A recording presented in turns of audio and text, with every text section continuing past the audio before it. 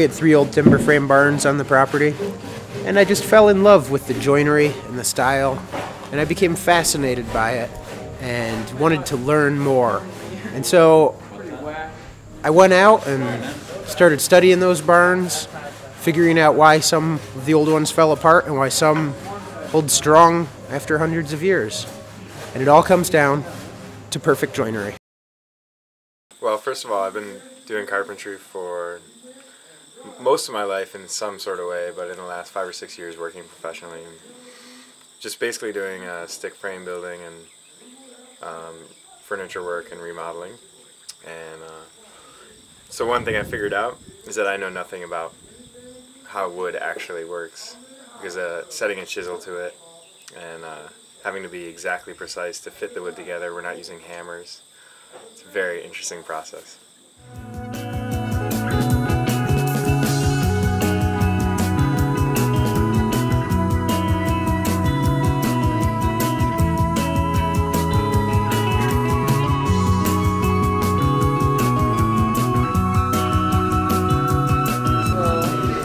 Our friend Alex decided he would help us put together a workshop to teach us how to traditional timber frame greenhouse. The other side, so this is where Team 2, the middle, will have a little less work because they won't have to cut for the girders and the knee braces.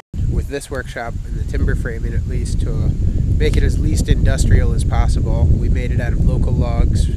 We sawed them ourselves right here, and so everyone in there has seen that you take a round piece of a tree and take some nice sharp steel to it, and you can make it into a beautiful structure. And it's all local.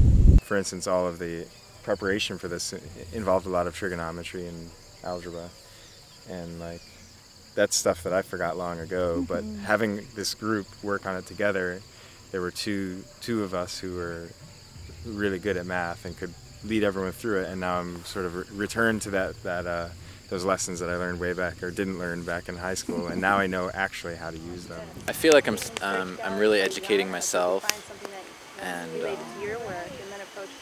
waiting to really have my push to educate others.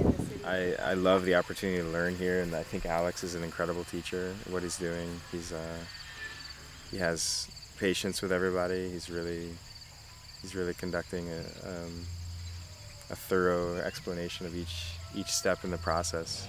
Okay, so we need a tenon on each end, a mortise for the girder, a housing for the knee brace, and we're going to need a special mortise for a wedged half dovetail for the tie beam. Yeah, I was going to, but the timber framing's happening, and that's something important I really want to learn about. If I ever want to build my own house. Different people have different abilities, and I'm just trying to encourage people to know that there's a whole bunch of different things that you have to understand. You have to understand how the tools work, you have to understand safety, you have to understand structural design, you have to understand the mechanical and physical properties of wood.